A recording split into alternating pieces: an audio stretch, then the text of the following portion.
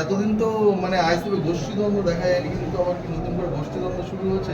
কারণ যেভাবে Facebook social সাইটে ক্ষোভ দেখা যাচ্ছে। না, গোষ্ঠীদ্বন্দ্ব নয়, সতর্কতার জন্য আইএসএফ এর পক্ষ থেকে নয়, সাধারণ মানুষ, ভাঙড়ের মানুষ আমাদেরকে সতর্ক করছে। জাস্ট কিন্তু এটা খুব একটা ভালো দিক, গুড সাইড। সাধারণ মানুষও আমাদের পার্টির প্রতি অনেকটা ভরসা রেখেছে। তার প্রমাণ 1,26,555টি ভোট আমি পেয়েছি, গতবারের থেকে প্রায় 20,000 বেশি ভোট। তারা আমাদেরকে সতর্ক করছে যে আমরা শান্তির ভাঙড় চাই। এমন কোনো লোককে আইএসএফ এ না সামিল করানো হয় যারা ভাঙড়ের শান্তির ভাঙড়কে বিপন্ন করতে পারে, অথবা যারা পুরাতন নেতৃত্ব আছে তাদের মাথায় না বসিয়ে দেওয়া। এই ধরনের অনেকে লেখালেখি করে পোস্ট করছে। আমি তাদের সহ সবাইকে আশ্বস্ত করতে চাই, ভাঙড়ের মানুষকে। আমি যে কথা বলে ভাঙড়ের মানুষের কাছে ভোট চাইতে গিয়েছিলাম, সিন্ডিকেট, হিংসা, দুর্নীতি, কাটমানি মুক্ত, শান্তির, সম্প্রীতির, ঐক্যের একটা ভাঙড় তৈরি করতে চাই। আমি আপনাদের মাধ্যমে ভাঙড় সহ রাজ্যের মানুষকে এটাও বলবো যে ভাঙড়ের যে আমি কমিটমেন্ট করেছিলাম, ভাঙড়ের মানুষকে নেই শান্তির, সম্প্রীতির মডেল ভাঙড় আমি গড়ে তুলব। আর একটা কথা, যে কানা, ফাটা, ফুটো যা আছে, আমার নেতৃত্বরা 2025-26 নির্বাচনে বৈতরণী পার করেছে, তাদের নেতৃত্বেই ভাঙড় চলবে। হ্যাঁ, যদি কেউ আইএসএফ এর ছায়াতলে আসতে চাই, আমরা যে বিগত দিনে যেভাবে তাকে আমরা স্ক্যানিং করি, বিগত দিনে যেভাবে আমরা বিভিন্ন স্তরে নেতৃত্বদের সাথে আগে আলোচনা পরামর্শ করে তারপরে দলে জয়েন করাই, সেই পদ্ধতি থাকবে। তবে সর্বোচ্চ ক্ষমতা আমাদের রাজ্য কমিটির মধ্যে আছে হাতে, তাকে দলে নেবো কি নেবো না। সুতরাং আশঙ্কিত হওয়ার দরকার নেই, আতঙ্কিত হওয়ার দরকার নেই। আমাদের দলের প্রতিষ্ঠাতার নাম পিরজাদা আব্বাস সিদ্দিকী। আমি নওশাদ সিদ্দিকী তার ছোট ভাই হলেও, পার্টির চেয়ারম্যান হলেও, আমার দ্বারা যদি ছোট্ট ভুল হয়ে যায়, আমাকেও তাড়া দিলে তিনি ছাড়েন না। সুতরাং সে অন্যায়কে কোনোভাবেই প্রশ্রয় দেবে না। আপনি ঘটকপুর অফিস থেকে বলেছিলেন যে এলাকায় শান্তিশৃঙ্খলা বজায় রাখবে, তারপরে কি মনে করেন আপনি এলাকায় শান্তি? অনেকটা গুটি কয়েক ঘটনা ঘটেছে। আমি ওইটা বার্তা দেওয়ার পরে গুটি কয়েক ঘটনা ঘটেছে। গতকালকে আমাদের পার্টির প্রতিষ্ঠাতার কাছে ভাঙড়ের টোটাল অঞ্চল নেতৃত্বকে নিয়ে আমি হাজির হয়েছিলাম।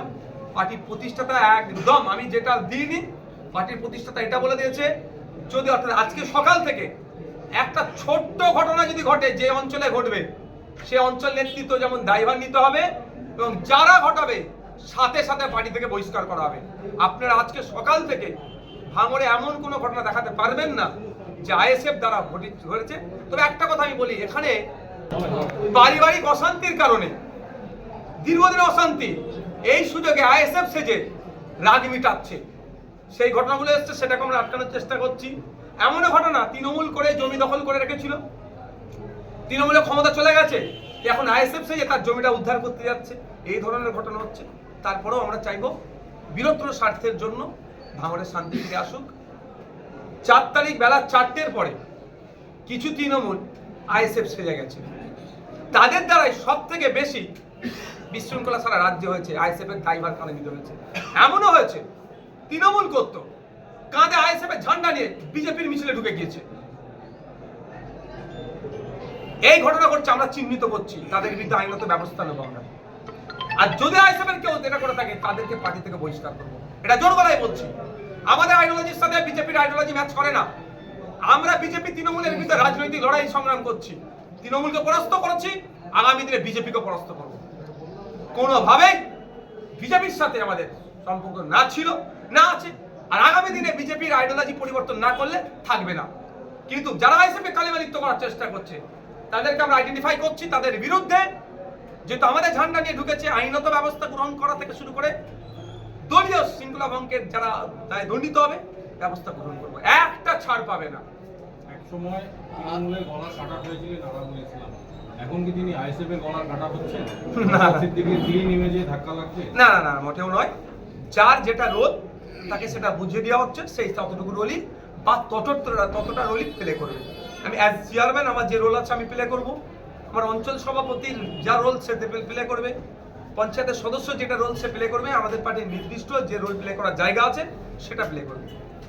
একটা বিষয় আপনি যখন বললেন যে আইএসএফ এর পতাকা নিয়ে বিজেপির মিছিলে ঢুকে যাচ্ছে, কিন্তু আমরা জীবনতলাতে দেখলাম একটা ছবি, আইএসএফ এবং বিজেপি একসঙ্গে মিছিল করছে এবং একসঙ্গে শওকত মোল্লার পার্টি অফিস দখল করছে, শওকত মোল্লার নেম প্লেট ভাঙছে।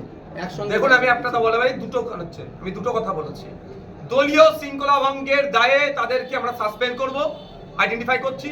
আর দ্বিতীয় হচ্ছে পিঠ বাঁচানোর জন্য তৃণমূলের একটা হেভি অংশের লোক আইএসএফ এর ঝান্ডা নিয়ে বিজেপির মিছিলে ঢুকে এটা মানে বোঝাতে চাইছে যে তুমি আমি ভাই ভাই। কিন্তু রাজনৈতিক লড়াই ওদের সাথে আমাদের আদর্শগত লড়াই, কোনো জায়গায় কম্প্রোমাইজ নাই। ওরা ওদের দুর্নীতি এত করে ফেলেছে যেন এবার তাদের আর পিঠ বাঁচাবার জায়গা নেই। দাও আইএসএফ এর ঝান্ডা ঘাড়ে নাও, ওদের মধ্যে ঢুকে যাও, এটা করছে। আমরা সব দেখছি।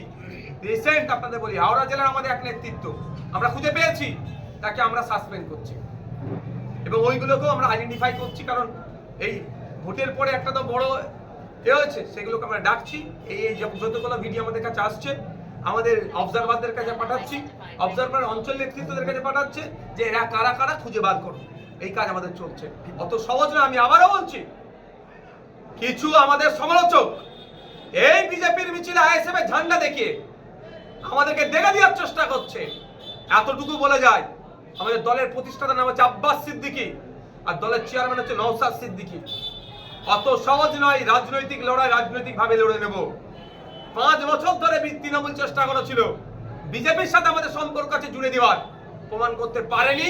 আগামী 50 বছরও কেউ প্রমাণ করতে পারবে না যে বিজেপির আমরা সহযোগিতা করব। আমরা রাজনৈতিক লড়াই রাজনৈতিক ভাবে লড়বো, বরঞ্চ আমাদেরকে যারা কালিমা লিপ্ত করার চেষ্টা করছে তাদের বিরুদ্ধে আইনত ব্যবস্থা নেব, দলীয় শৃঙ্খলা ভঙ্গের জন্য তাদের বিরুদ্ধে ব্যবস্থা নেব। ভোট পরবর্তী রাজ্য জুড়ে ব্যাপক হিংসা ছড়িয়েছে, এমনকি বুলডোজার দিয়ে কলকাতার মতো জায়গায় দোকান ভাঙা হয়েছে। ইভেন্ট অনেক জায়গায় রোডের নাম চেঞ্জ করা হয়েছে, নেম প্লেট চেঞ্জ করা হয়েছে। এই বিষয়ে আইএসএফ এর কি অবস্থান? আমরা নির্বাচন কমিশনের কাছ থেকে আমরা অ্যাপয়েন্টমেন্ট চেয়েছি, খুব তাড়াতাড়ি আশা করছি তারা আমাদের দিয়ে দেবে, নির্দিষ্ট টাইম দেবে। আমরা এই পার্টিকুলার যেগুলো যা ঘটেছে সেইগুলোকে জানাবো যে এই বিশৃঙ্খলা কোনোভাবেই বাংলা সইবে না। সম্প্রীতির মাটি, ঐক্যের মাটিতে কোনোভাবেই মানা যাবে না। গরিবের রুজিরুটির জায়গাতে বুলডোজার চলবে, এটা মেনে যেমন নেব না, ঠিক একইভাবে ধর্মীয়ভাবে কাকে আক্রমণ করবে এই সম্প্রীতির বাংলাতে, সেটাও মানব না। কিন্তু প্রশ্ন এটাই, আজকে মমতা ব্যানার্জিকে প্রশ্ন করা হচ্ছে না কেন? যে মমতা ব্যানার্জি বলেছিল যে মুসলমানদের মাসিয়া সাজার কথা, যে মসজিদের আক্রমণ হলো কেন, আপনি একটা কথা বলছেন না কেন? আজকে মমতা ব্যানার্জি, অভিষেক ব্যানার্জি কোথায়? তৃণমূলের নেতৃত্বরা কোথায়? আজকে তো ভাঙড়কে তো একটা মাত্র দিয়েছে, ভাঙড় দিয়েছে, রাজ্যে তো আমাদের দেয়নি। এখনো তো প্রায় 80টার মতো তৃণমূলের বিধায়ক, তারা কোথায়? তারা কেন গণতান্ত্রিক প্রক্রিয়ার আস্থা নেবে এখনো প্রোটেস্ট করছে না? আমিও জানতে চাই এটা। কিন্তু আমরা চুপ থাকবো না, আমরা আইনত ভাবে এটা আমরা মোকাবেলা করবো। বিজেপি বলেছিল সোনার বাংলা করব, কিন্তু বাংলায় তারা ব্যাপক ম্যান্ডেট পাওয়ার পরেও এই যে বিজেপির লোকজনই ঝান্ডা নিয়ে চারিদিকে এই হাঙ্গামা করছে, এই নিয়ে কি বলবেন? বিজেপি এটা উত্তর দেবে তো, বিজেপির উত্তর আমি কিভাবে দেবো? তবে একটা কথা বলি, এটা সম্প্রীতির মাটি, ঐক্যের মাটি, রবি ঠাকুরের মাটি, কাজী নজরুলের মাটি। এখানে সম্প্রীতি বিনষ্ট করতে গেলে বাংলার মানুষ রুখে দেবে। একটা দিন আরো বাংলার মানুষ, মানে বাঙালি যারা আমরা সমাজের মানুষজন, আমরা দেখছি, অপেক্ষায় আছে কি হচ্ছে। প্রশাসন যদি ব্যবস্থা না গ্রহণ করে, নির্বাচন কমিশন যদি ব্যবস্থা না গ্রহণ করে, তখন আমাদেরকে রাস্তায় নেমে গণতান্ত্রিক প্রক্রিয়াকে রুখতে হবে।